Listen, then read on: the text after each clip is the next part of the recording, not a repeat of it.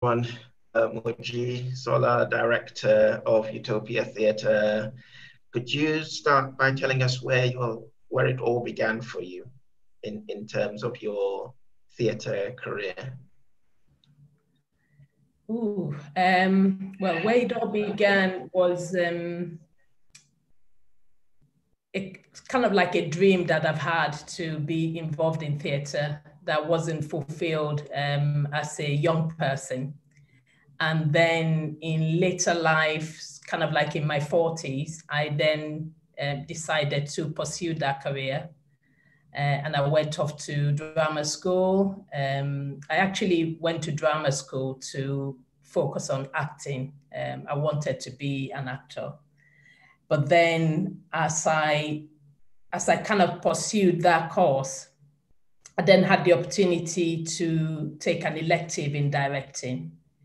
And it was from that point that I realized that actually maybe acting isn't actually what I want to do. Maybe actually directing is what I want to do. Because having directed 2 plays at university, I just felt like, yeah, it was just for me. I felt like all of the skills that I had acquired in all the previous careers that I've had were just what you needed to be a director. So I completed that course at York St. John University and then went on to have a period of internship at York Theatre Royal, which was just observing the artistic director at the time, Damien Cruden. And then, yes, and then just going off from there. And what did you study before you studied theatre? Well, for my first degree, I wanted to study theatre, and my parents wouldn't want me to study theatre, so I studied English and literature. And then at the end of the English and literature career, they then sent me to the UK to study law. I then studied law, and then, yeah, so yes, so that's, I then studied law. I then went back to university to study theatre. I see. I see. So it's a very circuitous, a very circuitous route Yeah. to study theatre. And those of us who are from Nigerian backgrounds, we know that when you tell your parents that you want to study theatre, it's the closest thing you can do to giving them a stroke or a heart attack. But fortunately, yes, you made it. So. But also, it seems you don't have just interest in theatre. You have interests in opera. Am I right in saying that as well? That's right. Yes. Yeah. Because I've always found opera fascinating. That whole combination of a human being using their body as an instrument to tell a story, also using music and sound, all coming from that same one body. But what I was interested in more about opera is how opera could influence the way that I work, how a type of opera can be developed that kind of takes some of the traditions of oral African storytelling traditions and kind of infuse them into telling, into the whole way that opera kind of operates. And I also love spectacle, so I love the spectacle of the opera. So I'm kind of, yeah, but it's an area of my practice that I'm still developing and wanting to explore more. Oh, brilliant. So you mentioned opera as one of your influences. Could you name any other influences on you as a theatre practitioner? As a theatre practitioner, I think the most influence on me is the culture, tradition, and the heritage of Nigeria. I think that has influenced my practice a lot because I've grown up in an environment where, I mean, storytelling is not about you being in a building. Storytelling theater, drama is happening around you every day. There are people performing on the streets. Even as somebody's standing on the streets begging, they're performing in order for you to give them money. So I've never seen theater as something that needs to happen just in a building. I've always seen it as something that you're observing, it's all around you, and you're taking influences all around you. As you're walking on the streets, there's something written on the wall, that's an inspiration. There's stuff that people are saying that's an inspiration. I love observing people.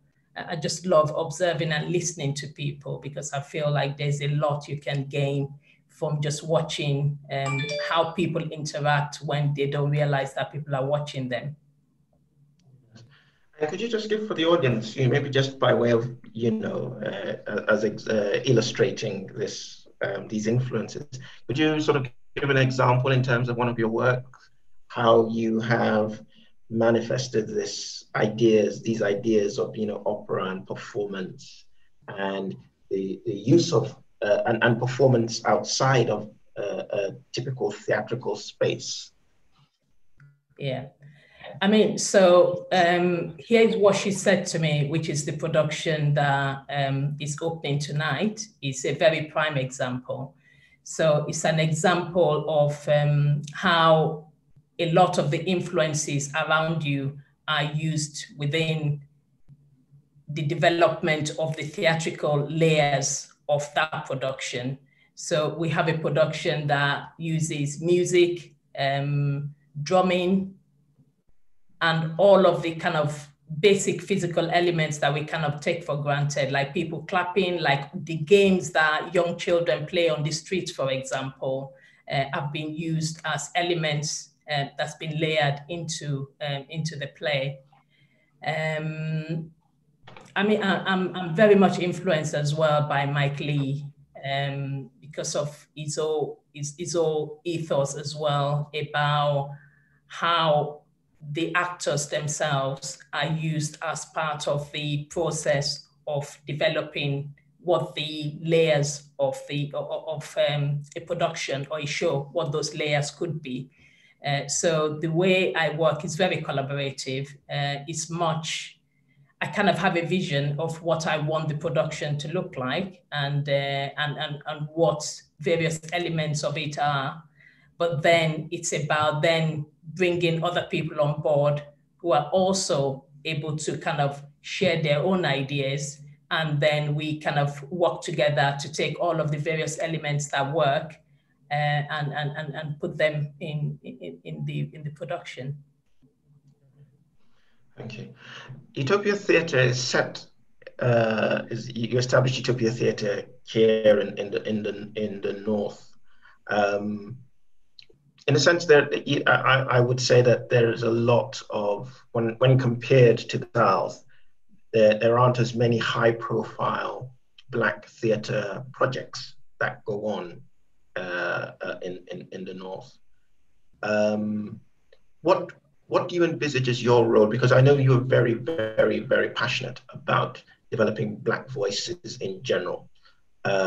What have been the challenges? What is, if you could just, for the audience, just give us a sense of the landscape of what it is like to be a Black creative in the North, and the challenges you face when creating work, particularly also within relationships with big institutions as well. I think the main challenge is around,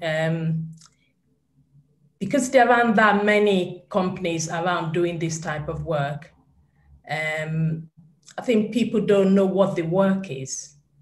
And I think it's, at the moment, I feel the biggest challenge is you need to work very hard to kind of earn people's trust. So you're forever playing the I want to earn your trust game, when actually your focus should be on making the work and making the work that you want to make. It feels like there's a lot of work that needs to be done in terms of convincing people that this work is just as essential as having Shakespeare on the stage and having any of these other writers on the stage. And that it's important that what we put on our stages is representative of what is going on outside. And I know that in the north of England, there aren't that many people doing this type of work. In fact, when it comes to African theatre, there's only Utopia Theatre doing that type of work and working in that type of way. And working in that type of, in the way that we work, which is quite organic and quite, it's kind of different from the way that a lot of buildings, the systems that they have in place in terms of how everything runs, it's very, very different.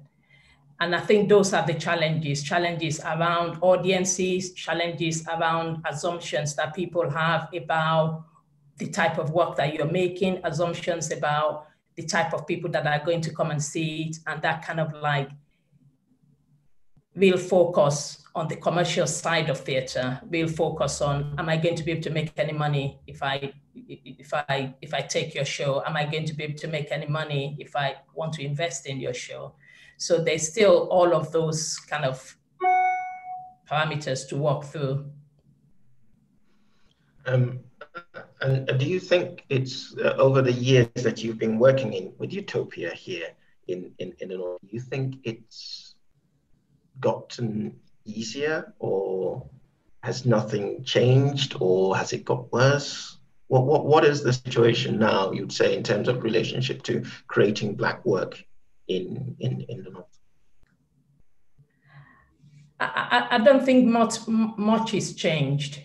I think it's still a question of, you still feel all the time that it's a real battle to convince people to program your work, to convince people that there are audiences for the type of stories that you're telling.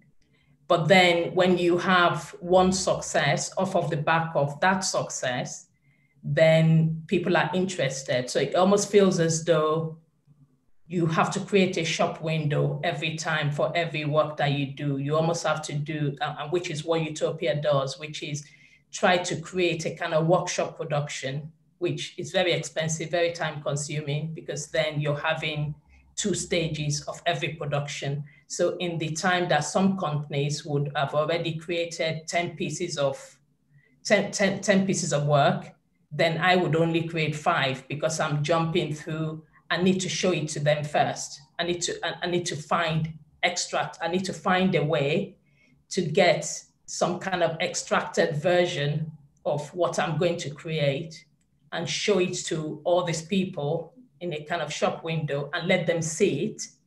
And then it's off of, so it's almost like I need to prove myself first. I need to prove that my material is solid. And then I would then get an interest in it. And then I can then go off to the next level.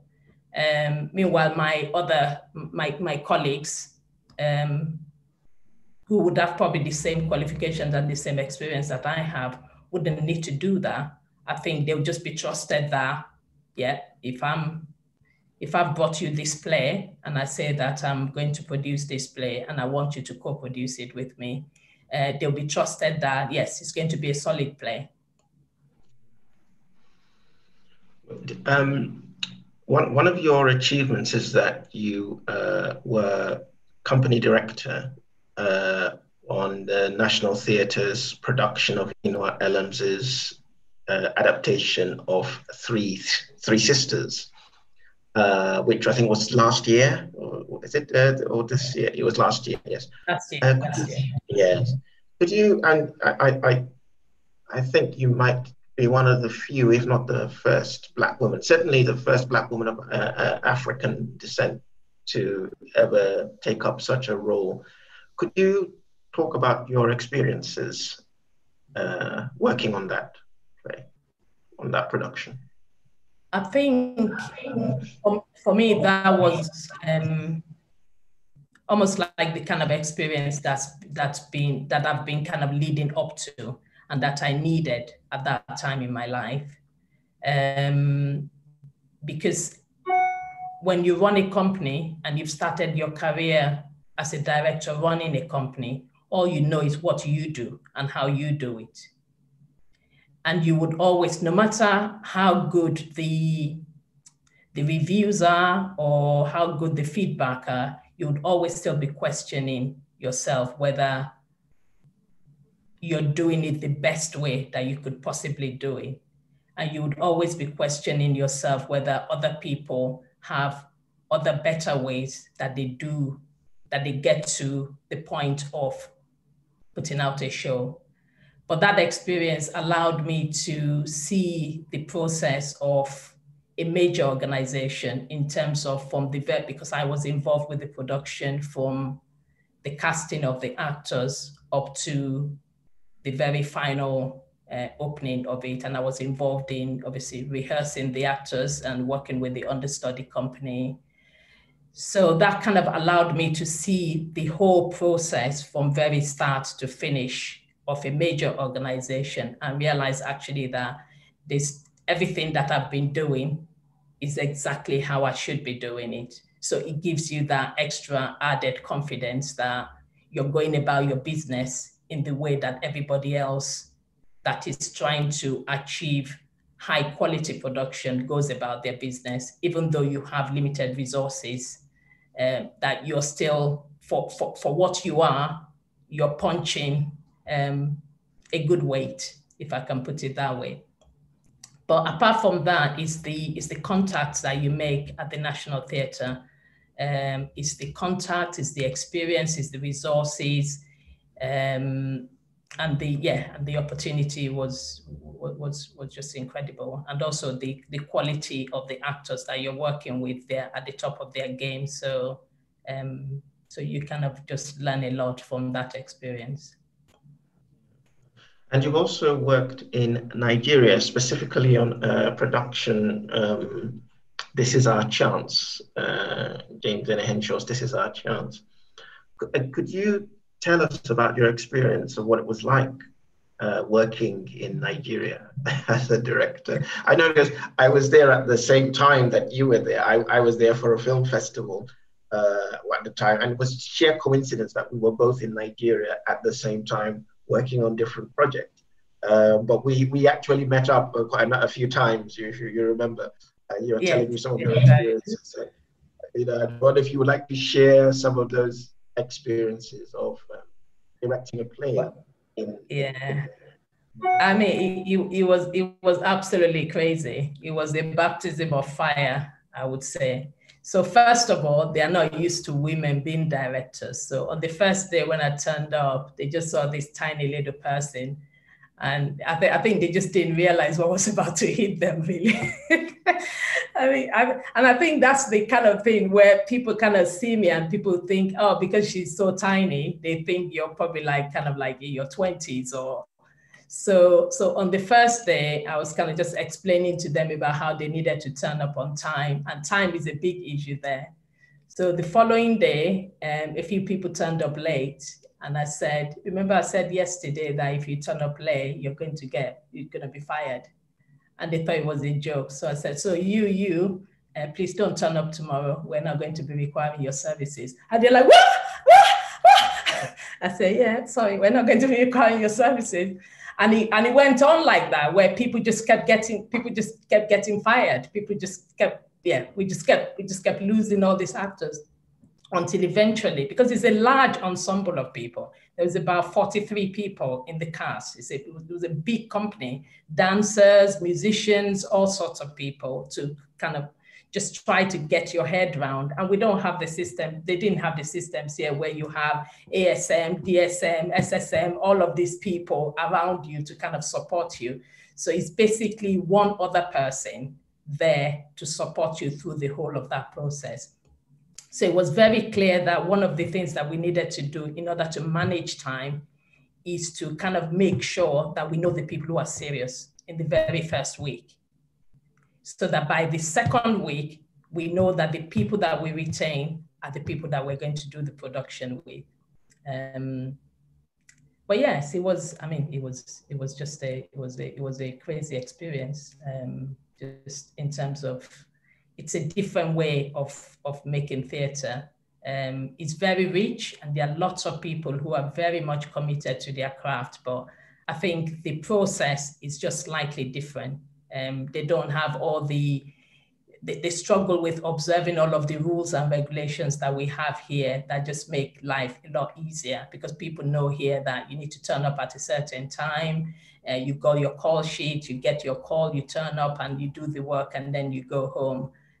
So all of those were a challenge, but by the end of it all, I think they realized that it's a different way that we work here. And I think I realized that it's a different way that they work.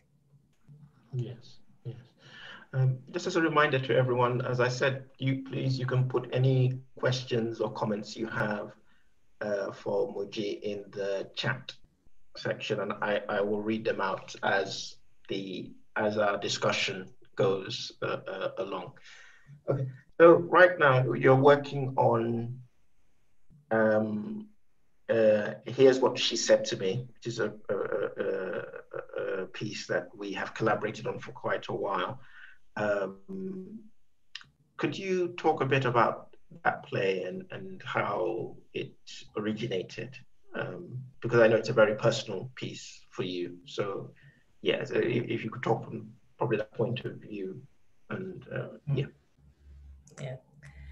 So that play, I mean, a lot of the plays that I direct in any case, there tends to be something that connects them to me somehow. Even my very first production of Yalodioveti, which was an adaptation of The Duchess of Malfi, is a play that I read at university, and I remember directing extracts of it at university and just feeling how it kind of really connected to me, and kind of just sat in the world that I'd experienced, which is the world of my grandmother, where there's a lot around the spirituality, and just all of that world just kind of came to life in my head. And I remember thinking, I have to adapt this. I have to set this in pre-colonial Nigeria, because there were just so many references of Webster that just sat so well in that world. And again, with How Far Apart is a story around an experience that I had when we went to hospital for my daughter to have her first child. And the experiences that we had, we didn't realize at the time that there were actually statistics that backed up the fact that women of color have a completely different experience when they go into the NHS in comparison to their white counterparts. So then that led to obviously looking at that and then trying to write a play around that. So Here's What She Said to Me is a story, it's autobiographical, and it's a story about myself, my mother, and my daughter.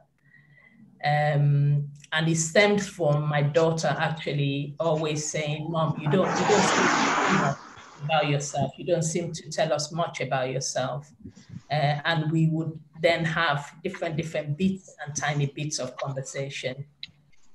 And I then realized, actually, having spoken to lots of women, that actually this is not something that is just peculiar to me, that it's actually something that's peculiar to a lot of people, a lot of women, and especially in Africa, that people tend not to spend so much time talking about like personal things, especially not with their children, not with their daughters in any case. So I then spoke to Oladipo, who's here, and because I needed a writer who would write it. I didn't want to be the one that would write it, actually, and I didn't want to. I didn't want it to be a straightforward, just telling the story. I needed somebody who would take the story and then bring it to life. But not only that, also try to bring it to life with a sense of humor to it. And I'd already seen a lot of Oladipo's plays and I'd read them, and I just knew that he would be the right person to write it. So we got together, and and he had his tape recorder, and he recorded. We just sat. In fact, we sat at the National Theatre probably about 4 years ago now, 5 years ago or so. We were sat upstairs in the National Theatre, and I told him the story, and he just recorded it. And that was the start of that process and that relationship. And then we went off to Bradford. We spent 2 weeks in Bradford, developing it further, where we walked in the room with actors, just exploring the different ways that we want to tell the story, what we think the language of the story would be. I knew I wanted it to be not a kind of straightforward theater story. I knew I didn't want it to be a naturalistic telling of a story. I needed the spiritual world to kind of collide with the real world. I wanted movement, I wanted sound, I wanted music. I just wanted something that would also represent that world to anybody who doesn't know that world. So yeah, and then, yeah, and off of the back of that work that we did in Bradford, Oladipo spent time with us in the rehearsal room. And in fact, he started writing that play in the rehearsal room. And it's off of the back of that we then did a workshop production in Sheffield that led to the co-production. Yeah, right. Apart from this play, you've directed quite a number of other plays like Far Gone, The Bogus Woman, is it On Missing, Pied Piper of Chibok, which I recall was more of an opera. Yeah, that's right. Was it? Yeah. That was at the Arcola. I think I saw that at the Arcola. Yes. So what was that like, working on an opera piece? As you know, were there any differences, in terms of your usual theatre work? How did that come about?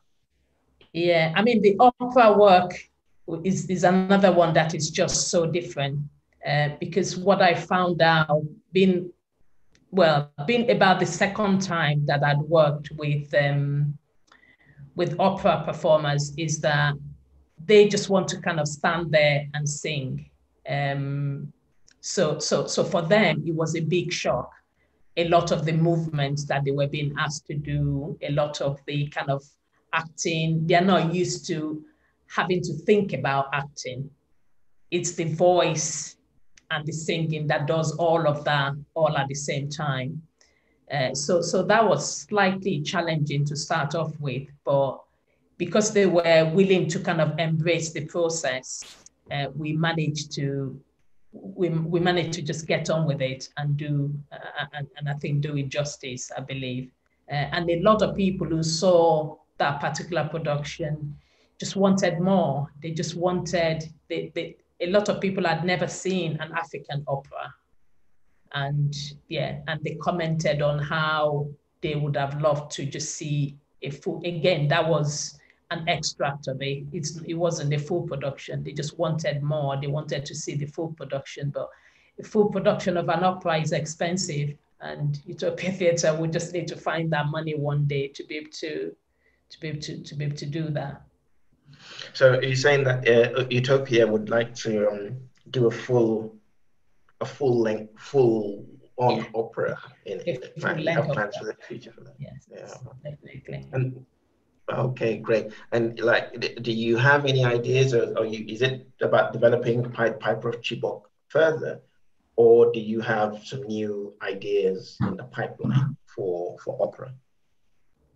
I mean, we have some new ideas, but I think we would want to develop that further, because a lot of people have already put in a lot of work into that. In any case, it would be great if all of that work could be rewarded in the future. So yeah, so that would be our first one that we would want to tackle. Yes, great. So Stephen has a comment here about Black theatre networks, that I was expecting there to be an existing Black theatre network in the UK when the subject came up in the webinar a few months ago. And I had assumed that there had been one at one point. The comment makes me want to ask, do you have any relationship with other Black theatre companies? Are you part of a Black theatre network in in Britain? I mean, I am part of a Black Leaders network. So I'm part of a network, which is a network of all the Black artistic directors all around the country. But then I think, unfortunately, it's again one of the issues that we have, really, that a lot of these things are set up, but actually, for me, it's about what is the purpose. Because we can all sit around and talk forever, but unless it's followed up with action that leads to progress, I'm not a good person at sitting around talking. I prefer to kind of do. So for me, it's about finding the right network of people that want to do something that would make the future generation have better access, and the future generation being feeling that they are part of the ecology of theatre in this country. For me, that's what would be helpful. What would be helpful is a group of people that want to come together, for example, to try and have a building where we can make work. Because I think that is the biggest issue that we have at the minute, that we're always going around begging. We're just going around begging. And if we're forever begging for space to create our work, it's no surprise that we don't have much work out there. Yes. And just in a sort of an addition to that, this is a Stephen as well as asking what kind of funding opportunities that are there if you would have ethical problems with seeking funding from some sources. I mean, the funding that is there at the moment for us mostly is from the Arts Council. And again, that's part of the challenge that we have, because with Arts Council funding comes a lot of baggage in terms of what you must do with the money and all the other things that they want you to do because they're giving you that money. So that's another, for Utopia Theatre, that's another, and we feel quite strongly that we're getting to the point where we need to have some kind of independence around where we're sourcing money from, because otherwise that in itself has constrictions around the type of work that you can do, how you engage with audiences, and where you place the work that you do. Meanwhile, having funding that is not so tied to some rules and regulations would allow us to be able to be braver around the work that we do, be bold and brave around the work that we do, and around where we make that type of work as well. Pam asks if have you done any work in collaboration with Opera North? Do you have any favorite composer operas? And do you look for contemporary social parallels to the era story when you are approaching how you want to interpret your own work in the opera genre? Yes, I have done some work. In fact, I did a 2-week residency at Opera North, which was very useful. Because I'd never, before the time at Opera North, I'd not really engaged with opera much. So that residency allowed us to make work. In fact, the Pied Piper of Chibok was developed at Opera North with their support. So they've been very instrumental in the work that we wanted to do. But again, part of the challenge that we faced is once you then do those residencies, it's the follow-up to where do you then go next from it? That's one of the, so that's the challenge that we face with that. Adenike asks, should metrics be introduced into the arts? What is measured is done, forms of positive inclusion. Now, like there's certain companies now that say, even in Hollywood, certain companies are saying, studios are saying they won't look at a script if it isn't written for a diverse cast. I'm guessing that's sort of what Adenike might be hinting at, but should some form of metrics be introduced into the arts to create a level playing field, as it were, in terms of diversity? I mean, I'm not. I don't know if that would. I don't know if that would help. I think it's people's mindset that needs to be changed. Because I think when people understand why they need to have representation in their theaters, I think you wouldn't need any form of metrics. I think it would just happen. Well, I guess so, but it feels sometimes to me that sometimes theaters have had to be pushed to create diversity, either through funding and the withdrawal of funding. I do remember in the 90s when I started writing that a lot of theaters started looking for Black writers only because they'd been given additional funding to create a diverse program. I think you're quite right that they should be pushed. But what I find is that even if you're pushed to do something, if your heart is not in it, your heart is not in it. You program those shows in Black History Month. That's one of the ways that you would do it. You won't support those productions. You set it up to fail. You make sure that it's got limited resources. That's not going to benefit anybody. What we need is people who understand, who really understand and care for why they need to have inclusivity as part of how they operate their building.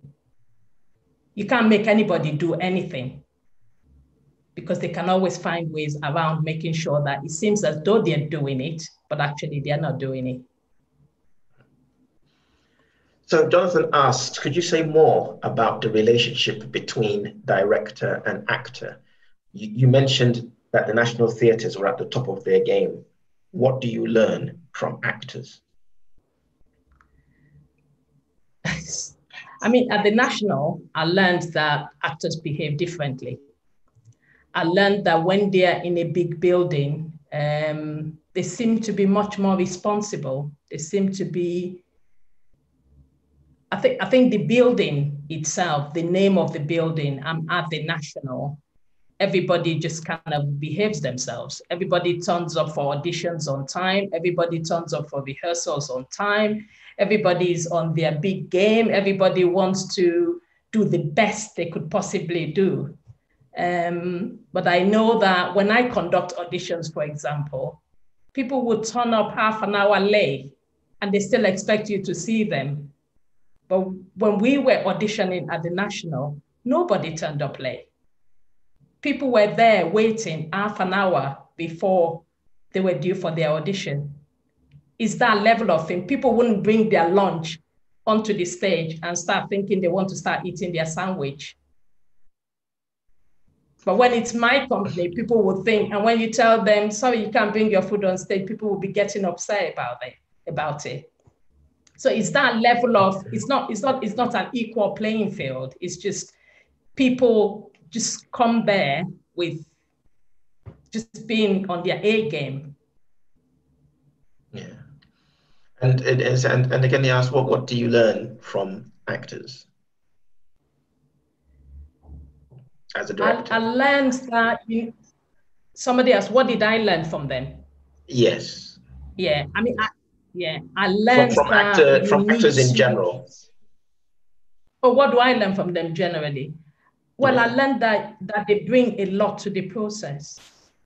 If an actor is trained, you need to let them be. You need to let them find, you need to let them present you with something so that you have something to direct. If you come into this space with your vision of, I just want them to stand over, I just want you to stand over there and deliver that line over there. Once you finish from there, move on to this bit and deliver the next line there, then you're not going to get the best out of that actor, because they can do all those things that you want them to do, but then they're doing it robotically.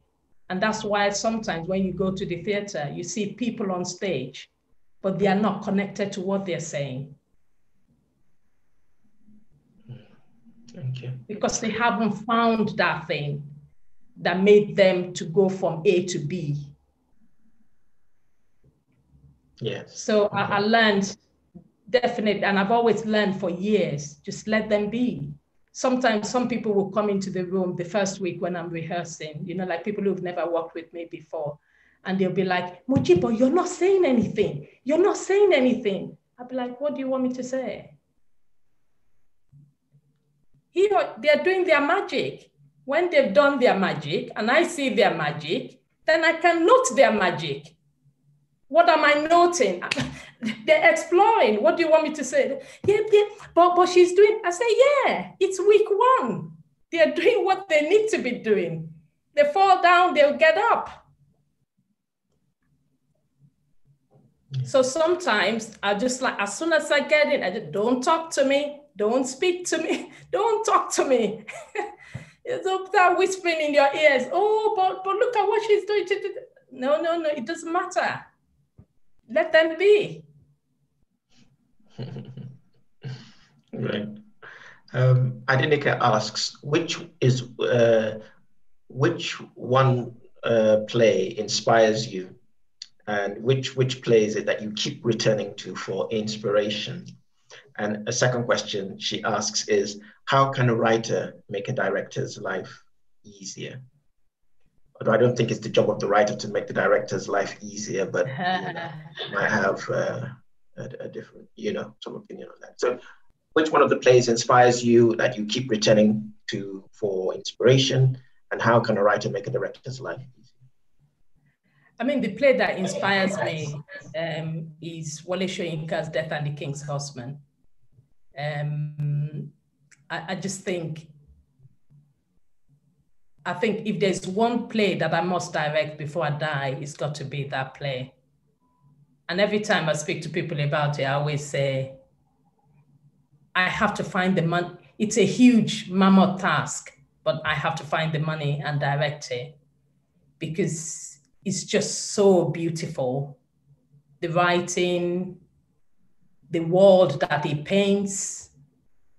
And we just had we had an online reading of it by a few people from the Creative Hub. It was last week, wasn't it, that we had the reading? And again, even the responses that we had to that reading just made me even more determined that we must produce it. So yeah, so that's one. What can a writer do to make a director's life easy? I think is to not overwrite the play. It's to always keep asking themselves the question, do I need to write that line?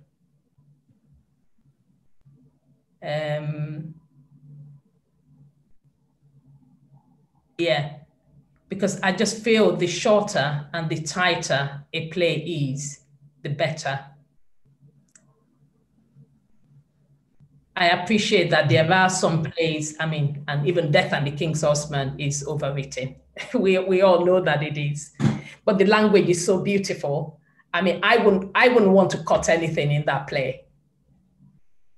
But at the same time, I accept that it is long. And there's so many aspects of it that you could say, actually, do you really need that? But then it's the beauty of the language that makes you think, well, maybe we don't need it, but I want it. And we're in a different climate now as well, where, I mean, depending on what's happening with COVID, we can't expect people to sit in the theater for 2-3 hours with their mask on. So that's another reason why we need to just be very mindful as we're writing our plays to make sure that we just keep it very tight. Great. Christelle asks, she says, you collaborate with writers rather than writing yourself. Do you always do that, or do you also write your own plays sometimes? Also, what advice would you give to people who think about going into directing? So the first question about the writing, I've started writing a number of plays. I think probably about 4 now, and I never complete them. I never complete them because I start working. I either get a call to come and work on a production, or I go and work a production, and then I put it aside and I never revisit it. And that in itself convinced me that, oh my God, these writers that can just kind of pick this thing up and just get to the end of it. I mean, they're just incredible human beings, and I have great respect for writers for that reason, because I know that I've got 4 plays sitting in my laptop somewhere and 2 films in my laptop somewhere that have not been completed. Well, what advice would I give directors? I would say, find a play and direct it. Even if it's a one-man show, if you can't afford, save some money, find a play, direct it. Decide why you want to be a director and what type of director you want to be. Decide what is your signature. When people come and watch your show, what is different between your show? What are the ideas that you bring to your production that is different from the one that David would bring, that is different from the one that Oladipo brings? What is it that makes you stand out? What is it that people will walk out and say, after they've seen 3 of your production, they would go, I know what Christelle's signature is. Because lots of film directors have that. And I think it's about believing in yourself. It's about allowing your identity to come out through your work. Great. So the last question we'll be able to take is from Heather, and she asks, what inspires you and helps you keep the faith during this difficult time? Leaving a legacy. Leaving a legacy for the future generation, making sure that some of the challenges that I face, that they never need to face those challenges.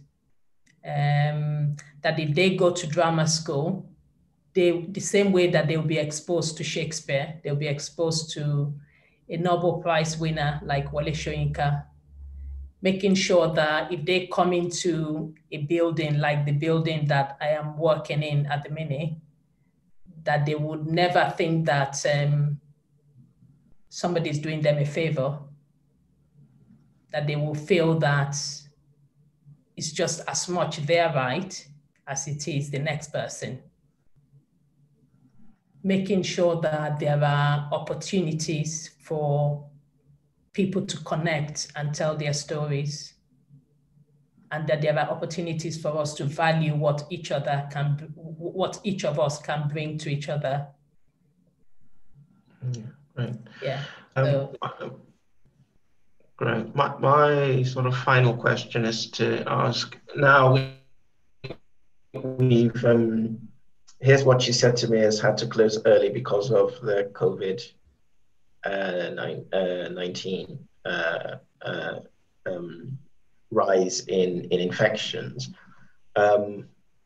What are your thoughts or projections about the theatre industry, given the way COVID has really had such a negative effect, on everyone in general, but in theatre in particular? What are your thoughts on that?